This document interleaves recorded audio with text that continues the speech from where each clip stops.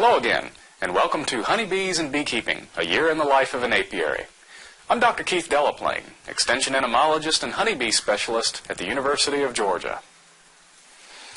In our last program, we learned some of the history of beekeeping, and we got ready to set up an apiary of 10 hives. We built the hives, found a suitable location, and prepared food supplements and medications. All we lacked were the bees, but not anymore. In this program, the bees arrive in the mail, and you'll learn how to install them in the hives and check their progress. This is where the real fun begins. But first I want to tell you a little about the honeybee. Honeybees are the most well-known social insect. There are 3 criteria an insect species must meet before it can be called truly social. Number 1, it must have cooperative brood care. That is, individuals under one roof help each other take care of the offspring. Number 2, a species must have reproductive division of labor. That means most of the individuals in a colony are more or less infertile and do the colony labor on behalf of the fertile individuals, in our case, the queen. And number 3, a species must have overlapping generations. Offspring stay in the colony to help parents produce more offspring. The honeybee has all 3 of these traits, so it is called eusocial or truly social. All termites and ants are eusocial, while only some wasps and bees are. Colonies of bees are held together by a complex network of behaviors, chemical pheromones, and common nutritional and security needs. A new package colony begins with about 13,000 bees and grows to about 50,000 if managed properly. In nature, most colonies only reach 25 to 30,000 before swarming and beginning a new colony. However, in our apiary, we will try to build up each colony to a population of around 50,000 to maximize honey production. In a honeybee colony, there are 3 types of adult individuals: the worker, the queen, and the drone. Notice the size differences. By far, most bees in the hive are workers. These are infertile females that do all the work of the colony. They clean cells, feed larvae, tend to the queen, build comb, defend the nest, and forage for pollen and nectar. The other female in the hive is the queen. She is easy to distinguish from workers because her abdomen is elongated. Usually, each colony has only one queen.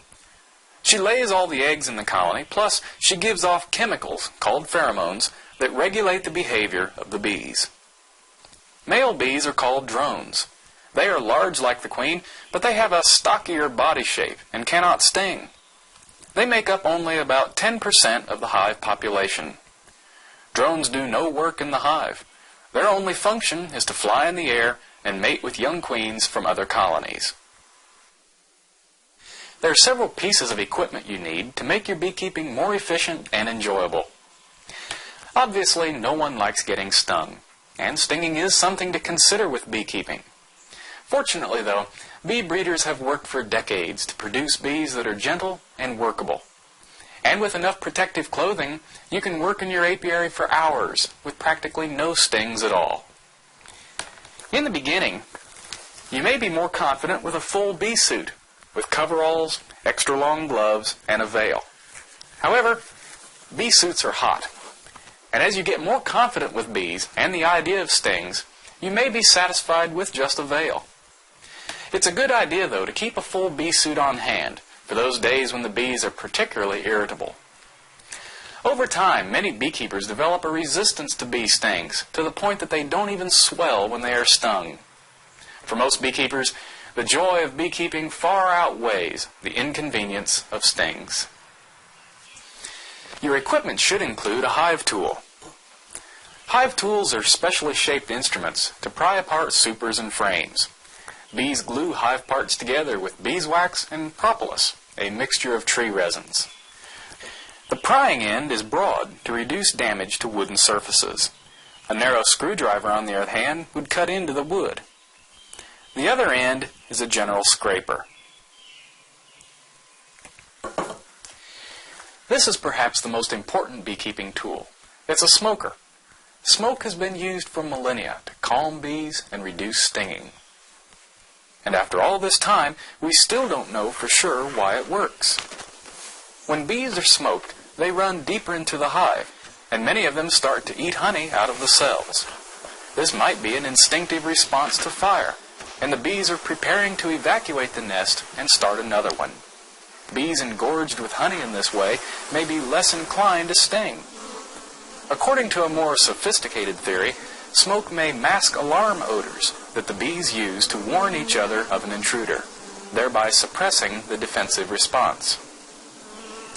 But these are really academic questions. The bottom line is, smokers calm bees and reduce stinging. The earliest smokers were simply smoldering torches. But in 1875, Moses Quinby invented the first practical smoker with a bellows attached to a fire pot. This is the same basic design we use today. The bellows blows air through the fire pot and directs the smoke out a spout. Dry cow pies, corn cobs, and old burlap make good smoker fuel, but I like to use pine straw. Early American beekeeping was never more than a small backyard industry, but with the milestone inventions of the 19th century, the movable frame hive, beeswax comb foundation, a centrifugal extractor, and a bellows smoker, large-scale beekeeping became possible. With motorized vehicles, beekeepers could move beehives more easily and maintain several apiaries instead of just one at home. Until the 20th century, most honey was eaten in the comb. But in the early 1900s, demand grew for bottled liquid honey that had been extracted from the comb. During the sugar shortages of World War I, consumption of extracted honey skyrocketed, and beekeepers enlarged their operations to handle this new demand. With this growth in beekeeping came a need for a reliable source of bees. Just before World War I, a specialized branch of beekeeping started in the southern states and California, queen and package bee production. Today, this multi-million-dollar industry mails bees to professional beekeepers and hobbyists all over the world. Let's get started installing the bees in our apiary. There's a lot of work to be done.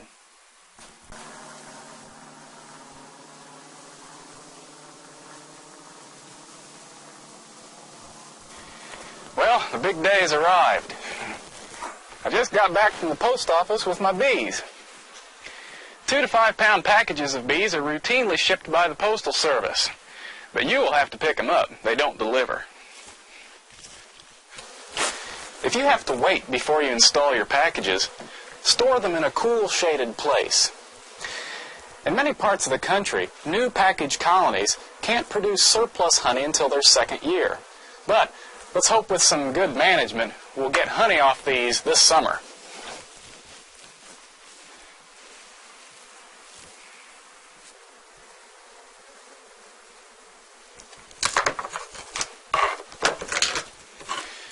I'm prying these apart so I can install each package individually. Each package holds 3 pounds, which is over 13,000 bees apiece. Starting this way, instead of with already established colonies, allows us to observe the natural buildup of a new hive.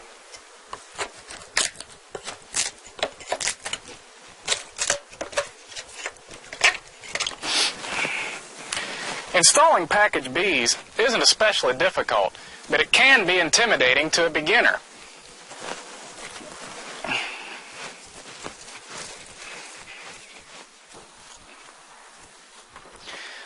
First, we need to take out some combs to make room to put the bees.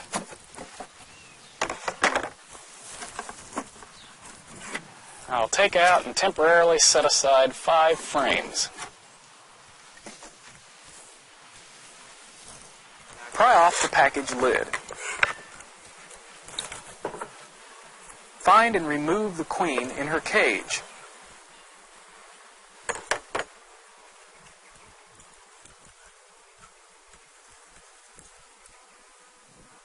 Examine the queen as you place her in the hive. Make sure she's not injured and check for general vigor. I need to suspend the queen between the 2 centermost combs. When you put in the queen, don't place the screen inward against a frame like this, because the workers on the outside can't reach the queen and feeder. Instead, place the frame sideways so that the workers have full access to the queen through the screen.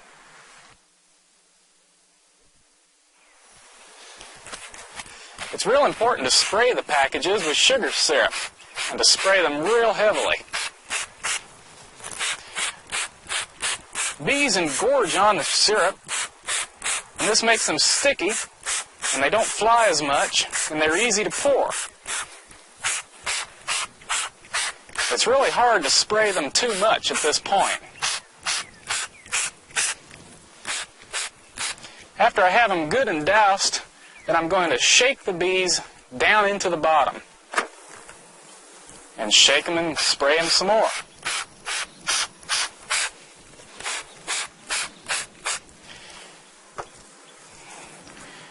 Now I can remove the feed can.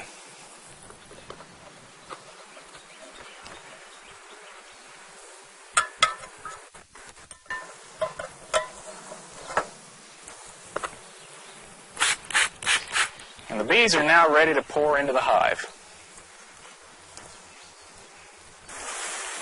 It's important to shake quite a few bees right on top of the caged queen. And then the rest of them can go inside the space you created earlier.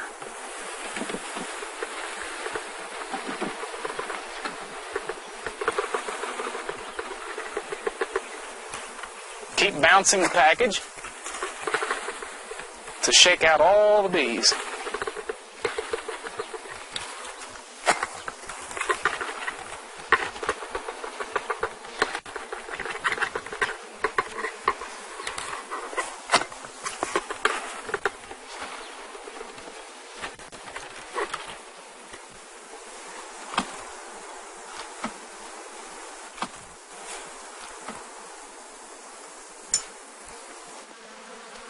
Spread 2 rounded tablespoons of terramycin dust on top of the bees. Terramycin treatments will be repeated 2 more times at 4-day intervals.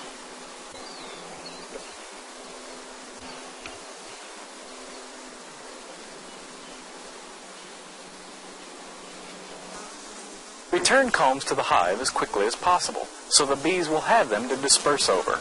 This will prevent suffocation. Move slowly and confidently with your bees. Be sure not to pinch the bees between frames. Move them aside gently when necessary.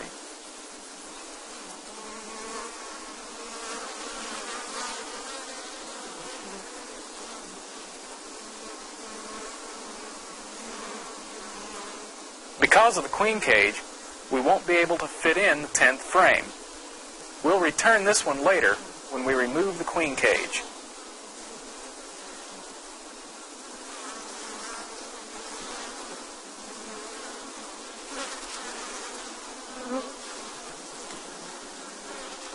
Punch holes in the wax paper wrapping of a pollen substitute patty. This helps the bees chew through the paper and feed. Now place it on top of the frames. Carefully place the inner cover upside down to accommodate the protein patty.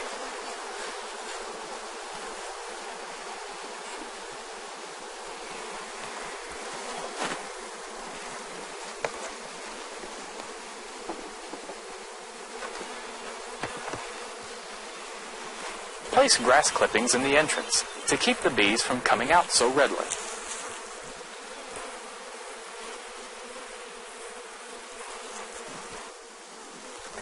Feed your bees medicated syrup continuously until natural nectar flows begin.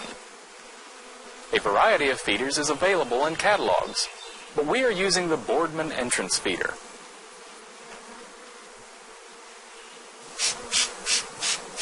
Repeat the installation process for each of the 10 hives.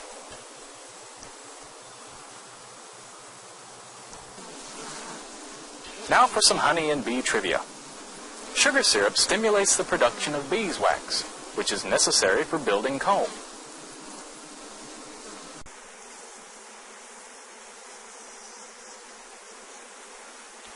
Well, today is our first visit to the established hives. You will probably install package bees like we did yesterday only once a year, and that is a unique experience. But you will be entering the hives on a much more regular basis, and you need to become familiar with the techniques for doing that. Always use a smoker when you're working with bees. Smoke calms them down and makes the bees a lot easier to work with. I use an old telephone book for kindling.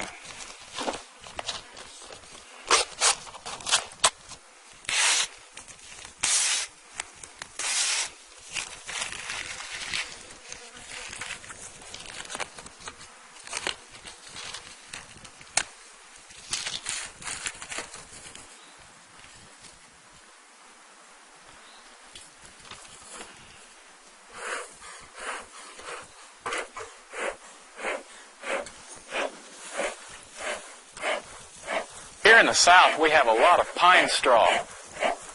After the paper is burning well, I add some of the pine straw and keep puffing so that it catches on fire.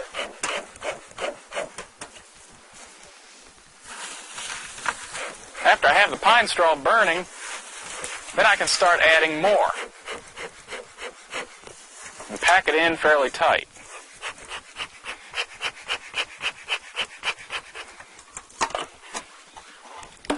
The objective is a cool, smoldering smoke. We need to check the queen and hopefully release her. When you're working on a hive, never stand in front of the entrance.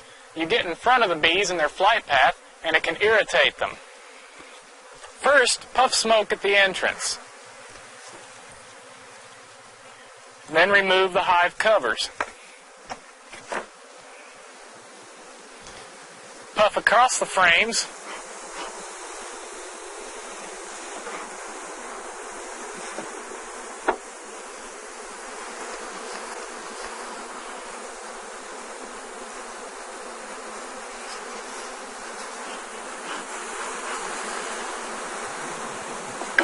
And pull out the queen cage. Notice how the bees are attracted to her. If the bees are biting the wire of her cage, do not release her yet and wait another day. In this case, the bees are trying to feed the queen with their long tongue through the screen of her cage. And that is a sign that they are ready to accept her.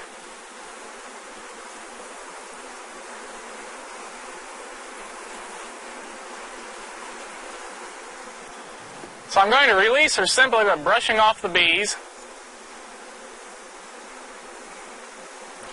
and prying back her screen.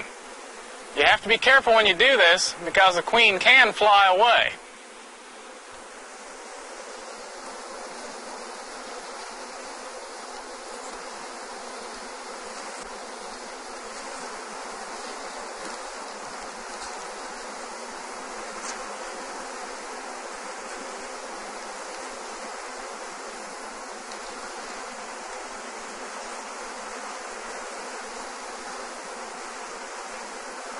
And she's gone down in. What we have now hanging on the cage are all workers. But they're still attracted to the cage because it still smells like the queen.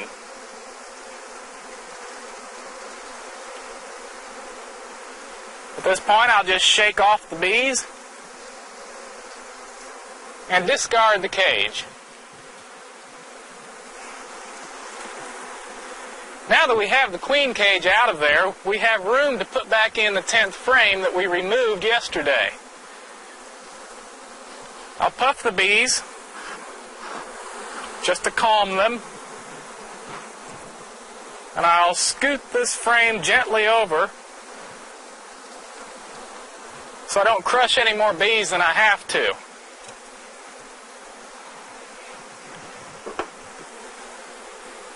And I'll slide back in the 10th frame. So it is now back to its original 10 frame condition.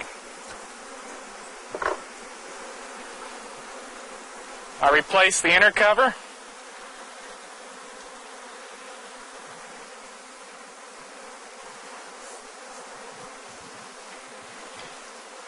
and the outer cover. This colony now has a free queen ready to start laying eggs. Now there's another method of releasing the queen, and if this is your first time, I recommend the second method. You see, the queen is young and nervous, and she's attracted to light, so she might try to fly away. So instead of pulling back the wire screen, you can also remove one of the corks and let the queen come out on her own. Now a queen cage has a plug of candy at one end and the other end with no candy, but there's a cork at both ends. Most people remove a cork on the end with the candy. This lets the workers on the outside eat through the candy and gradually release the queen. However, I prefer to remove the cork on the other end, since I've already determined that the workers are accepting the queen, and I want her released quickly.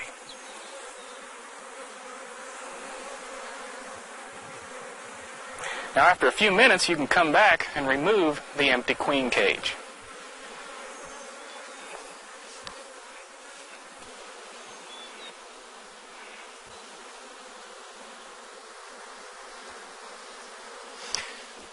Our queen in colony 1 is dead. You have to expect to lose a queen from time to time. We'll have to order a new one right away. Now there's another method of releasing the queen, and if this is your first time, I recommend the second method. You see, the queen is young and nervous, and she's attracted to light, so she might try to fly away. So instead of pulling back the wire screen, you can also remove one of the corks and let the queen come out on her own. Now a queen cage has a plug of candy at one end and the other end with no candy, but there's a cork at both ends. Most people remove a cork on the end with the candy.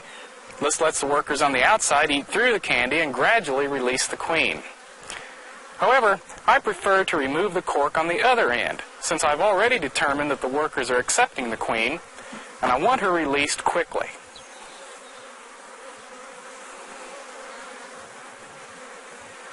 Now after a few minutes, you can come back and remove the empty queen cage.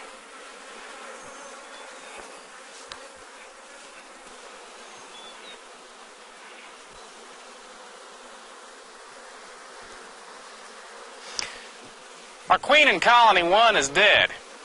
You have to expect to lose a queen from time to time. We'll have to order a new one right away. One thing I haven't talked about yet, but I really need to, is bee stings. If you're going to keep bees, you're going to get stung. That's just a fact of life. But there are some things you can do to cut down on the number of stings. For instance, never ever swat at a flying bee. Bees respond aggressively to fast motions or jarring vibrations, and if you swat a bee, it will only aggravate it more. Instead, learn to work calmly with your bees. Watch experienced beekeepers and see how smoothly they work with their bees, how they brush them aside with their fingers to avoid pinching them, for example. Folklore says that bees can smell the fear on a novice beekeeper, or that they recognize their owner. But instead, it's really the skill of the beekeeper that cuts down on the amount of stinging. When a bee stings you, its poison sac and stinger remains in your skin. Never pull this poison sac away, because that injects all the remaining venom into you. Instead, use your fingernail and scrape it away, or your hive tool. Now for some more honey and bee trivia. The life expectancy of a honeybee varies with the season. During summer, it is around 3 weeks. In the winter, it can be as much as 6 months.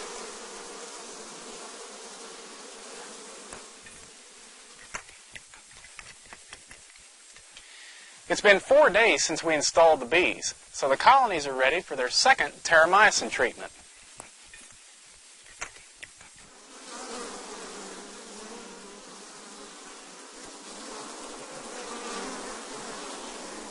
The manufacturer recommends 3 treatments at 4-day intervals. Our first treatment was the day we installed the bees. Our third treatment will be 4 days from now.